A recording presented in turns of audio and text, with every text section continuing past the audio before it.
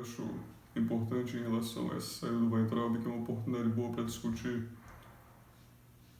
essa história de escola sem partido, de ambiente ideologicamente puritano, certo?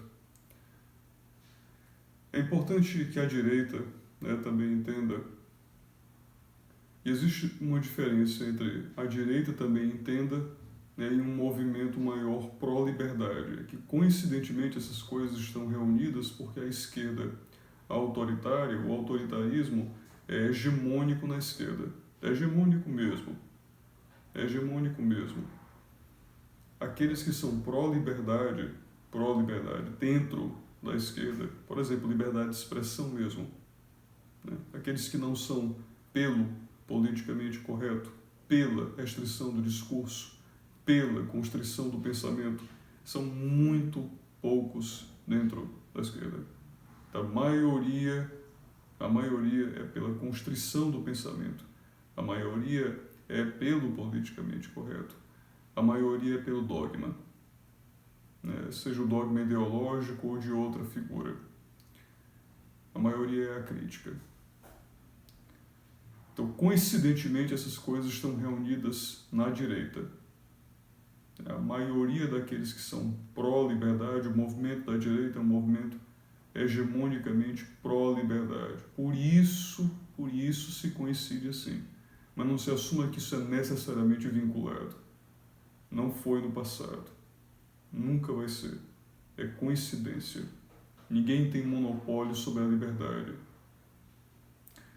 Mas o que interessa é ela, certo?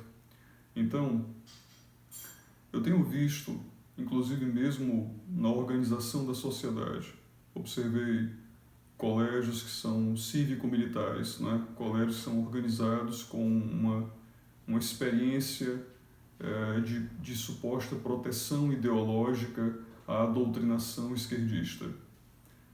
Olha, isso me instiga a preocupação, porque você não vai fortalecer-se, você não vai se fortalecer se eximindo do conflito, se alheando ao conflito. O mundo não é um colégio cívico-militar. Eu estou pegando um exemplo que se refere à educação, por isso que eu me lembro da história do Weintraub, né? Tomei nota disso mental por causa da história do Weintraub e do Escola Sem Partido ser uma coisa muito frequentemente veiculada dentro dos espaços da direita. Essa ideia de escola sem partido não existe. A posição de docência, o que deve se brigar é por transparência. A posição de docência, quanto mais eficaz, mais politicamente capaz de influência, de sobrevalência, principalmente ao garoto que precisa de referências na sua formação. Ele vai beber aquilo vorazmente.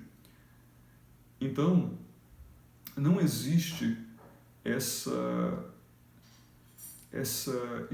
não é possível essa estratégia de construir um ambiente ideologicamente puritano. O que deve haver é plena transparência para o conflito. O conflito, a excelência no conflito de ideias, a excelência no conflito argumentativo, a excelência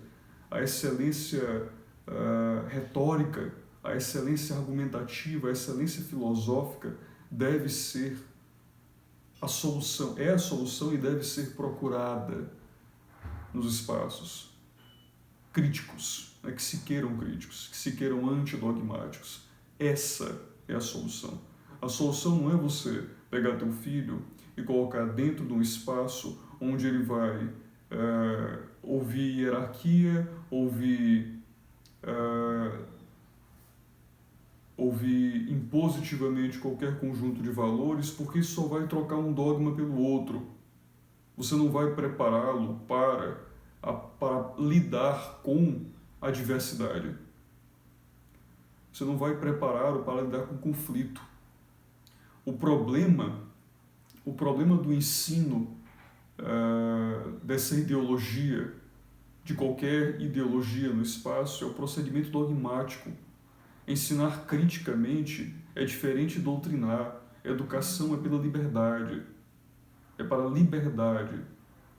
Doutrinar é para a escravidão. Esse é o problema. Esse é o problema. E como você antagoniza isso? Transparência. Põe uma câmera, cara, na sala. Apresenta publicamente todas as aulas de todos os docentes. Não tem nada mais letal a um ideólogo do que o espaço publicitário. Você acha que a USP sobreviveria como hoje ela é se as aulas dos docentes fossem todas públicas, todas apresentadas publicamente, se eles pudessem ser contrastados publicamente com suas teses naquilo que apresentam? Imagina se você tem a mesma facilidade de promulgar, é nas alcovas que esse tipo de conforto para preguiça doutrinária, é nessas alcovas que ele, como mofo, não é, se prolifera. Para resolver isso, joga luz do sol. Joga luz do sol, joga transparência, é a melhor solução. A melhor solução é o conflito. Transforma o espaço da sala de aula num palco de apresentação das ideias. Isso é excelência preparatória para o conflito, porque é assim que é a vida, filho. É assim que é a vida. A educação é para preparar para a liberdade, para a vida. A preparação para a vida de fato liberta, porque o indivíduo se move com mais fluência do que os outros, usando o conceito de liberdade hobbesiano, certo? O movimento ininterrupto, desimpedido. Pronto. E quer sujeito que compreendia melhor a constrição de liberdade do que o Hobbes, né, tão antecipadamente, tão à vanguarda do seu tempo? Bom, essa é a proposta adequada. Essa é a medida que solucionaria o problema. Evitar-se insistir numa versão